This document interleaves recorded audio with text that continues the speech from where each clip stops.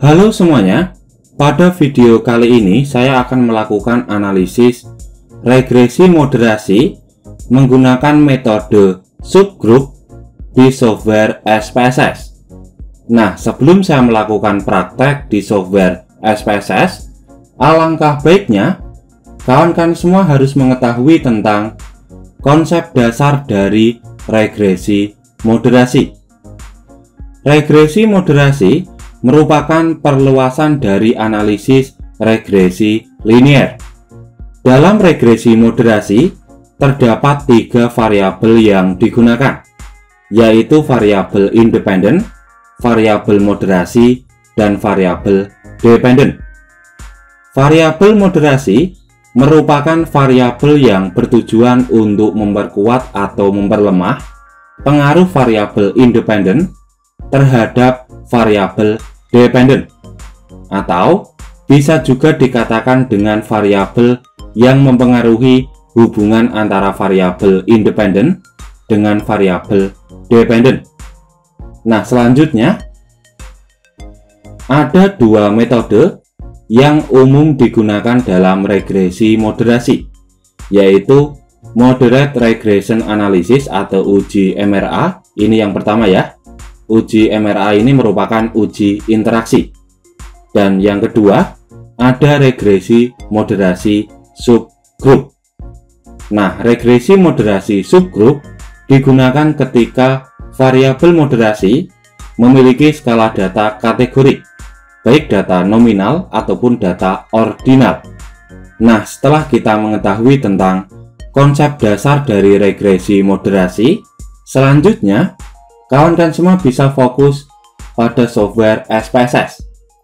Nah, di sini ada satu variabel X atau satu variabel independen, lalu ada variabel moderasi, dan satu variabel Y atau variabel dependen. Nah, untuk variabel lnx dan lny merupakan data transformasi dari variabel X dan variabel Y. Nah, di dalam video ini kita akan menggunakan data transformasi, yaitu data transformasi lnx dan data transformasi lny untuk variabel independen dan variabel dependen. Sedangkan untuk variabel moderasi menggunakan data asli ya, karena data variabel moderasi ini merupakan data nominal dengan skor 0 dan 1. Nah, untuk keterangan nama variabel kita cek pada pack variabel view. Nah, di sini untuk variabel independen kita menggunakan EPS atau earning per share. Sedangkan untuk variabel dependen kita menggunakan harga saham. Lalu untuk variabel moderasi yaitu kebijakan dividen, di mana dalam variabel moderasi terbagi menjadi 2 kategori, yaitu skor 0 tidak membagikan dividen cash, lalu untuk skor 1 yaitu membagikan dividen cash. Nah, langsung saja kita lakukan analisis regresi moderasi subgroup. Nah, caranya kita bisa pilih analyze, lalu pilih regression, selanjutnya pilih linear. Masukkan variabel harga saham, yang ini ya, yang data transformasi, ke kolom dependen. Lalu untuk variabel independen, yaitu EPS menggunakan data transformasi, kita masukkan ke dalam kolom independen, lalu pilih OK. Nah, di sini sudah muncul output yang pertama, di mana dalam output yang pertama ini kita bisa mengetahui apakah variabel EPS berpengaruh terhadap harga saham. Nah, pada output ini kawan-kawan semua bisa fokus pada tabel koefisien. Diketahui nilai signifikansi atau nilai p-value variabel independen yaitu variabel EPS sebesar 0,000. Nah, nilai ini kurang dari 0,05 atau kurang dari alfa 5%. Maka bisa ditarik kesimpulan bahwa variabel EPS atau earning per share berpengaruh signifikan terhadap variabel harga saham. Nah, selanjutnya kita akan melakukan analisis regresi yang melibatkan variabel moderasi. Caranya, kita bisa pilih Analyze, lalu pilih Regression, selanjutnya pilih masukkan variabel moderasi, yaitu kebijakan dividen, ke kolom Selection Variable, lalu pilih Rule. Nah, di sini kita isi kategorisasi data pada variabel moderasi, yaitu skor 0 dan skor 1. Tapi yang pertama, kita akan mengisi pada skor 0. Yang artinya, kita akan memunculkan hasil regresi moderasi yang tidak membagikan dividen cash. Ini pilih Continue dan OK. Nah, di sini sudah muncul output yang kedua, yaitu output regresi moderasi yang tidak membagikan dividen cash. Nah, ini ya. Selanjutnya, kita akan memunculkan output yang ketiga, yaitu output regresi moderasi yang membagikan dividen cash. Caranya sama, kita bisa pilih Analyze, Regression Linear. Nah, di Selection Variable, kita ganti skor 0 dengan skor 1. Pilih Continue dan OK. Nah, di sini merupakan output ketiga dalam regresi moderasi subgroup yang membagikan dividen cash. Nah, selanjutnya, kawan-kawan semua bisa fokus pada file PDF. Di sini ada analisis output regresi moderasi subgroup. Yang perlu dicermati yaitu nilai Sum of Square Residual Total atau SSRT. Nah, dari mana ini? Dari output yang pertama, di mana variabel independen yaitu EPS, variabel dependen harga saham. Nah, yang ini pada ANOVA yang pertama, nilai Sum of Square Residual atau SSRT sebesar 108,627. Kalau di file PDF sudah saya kasih warna kuning. Selanjutnya, untuk nilai yang kedua yaitu Sum of Square Residual atau SSR1 atau tidak membagikan dividen. Nah, angka ini atau output ini diperoleh pada output yang kedua yang tidak membagikan dividen cash. Ini ya, Sum of Square Residual sebesar 65,922. Nah, di sini di file PDF sudah saya kasih warna kuning. Selanjutnya, untuk nilai yang ketiga yaitu Sum of Square Residual atau SSR2 yang membagikan dividen. Nah, output ini diperoleh dari output yang ketiga. Ini ya, Sum of Square Residual sebesar 36,651. Nah, di sini sudah saya kasih warna kuning. Nah, untuk catatannya seperti ini ya. Analisis kebijakan dividen memoderasi pengaruh EPS terhadap harga saham, di mana nilai SSRT sebesar 108,627. Angkanya ini. Lalu untuk SSR1 sebesar 65,922. Angkanya yang ini. Lalu untuk SSR2 sebesar 36,651. Nah, angkanya ini.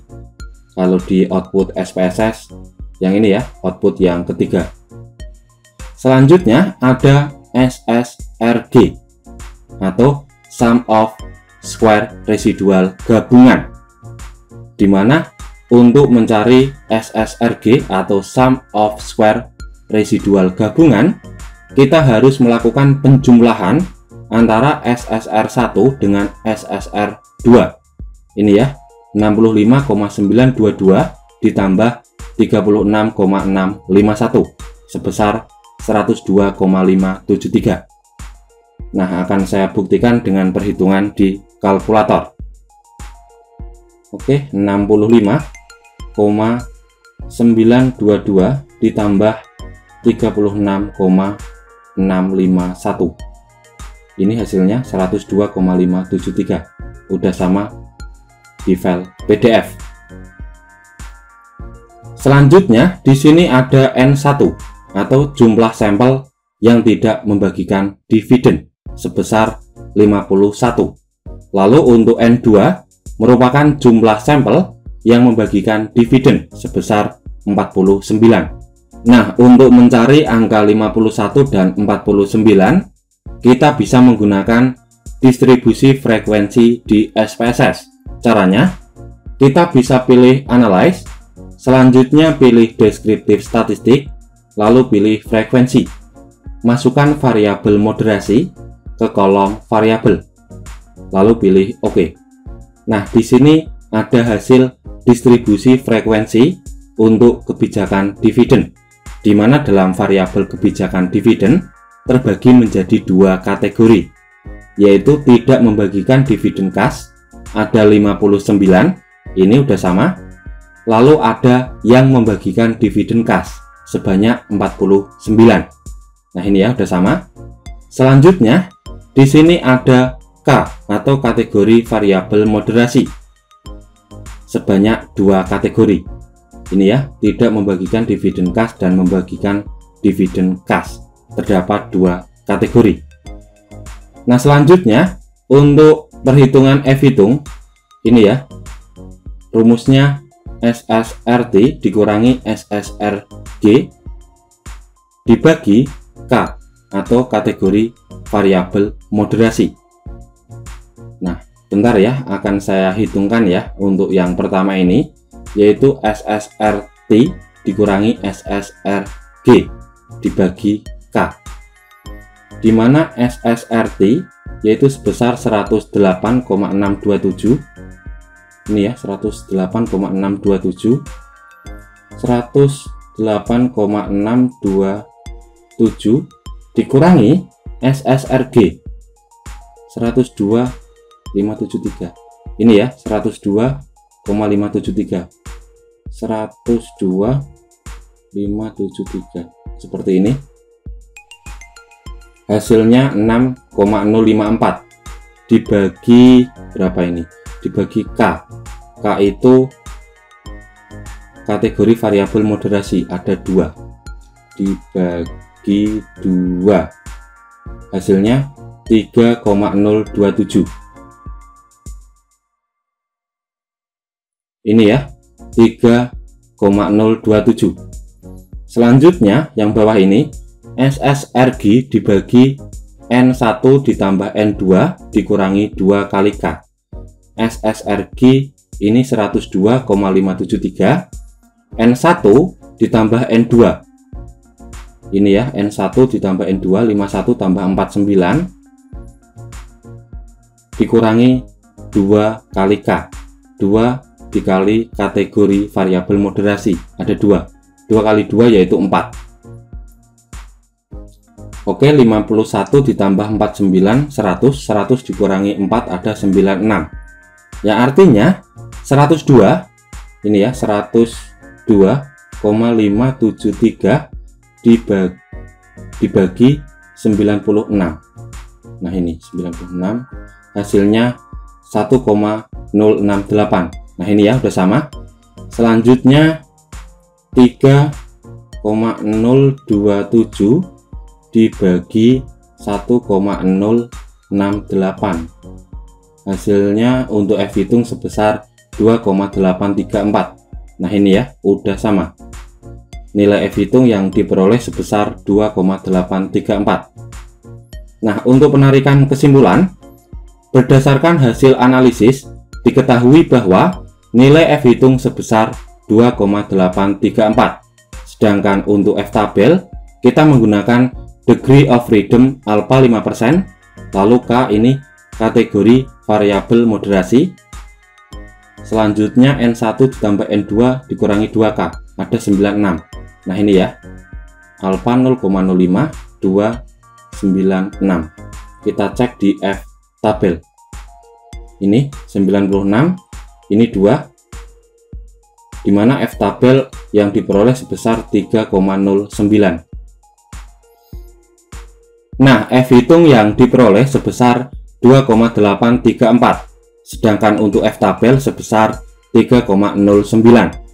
Nah, ini nilai F hitung lebih kecil dari F tabel, maka dapat disimpulkan bahwa kebijakan dividen tidak mampu memoderasi pengaruh EPS terhadap harga saham. Ya, kurasa cukup sekian penjelasan dan cara praktek bagaimana melakukan analisis regresi moderasi subgrup atau regresi moderasi dengan variabel moderasi kategorik di software SPSS. Ya, saya akhiri. Selamat malam dan good luck.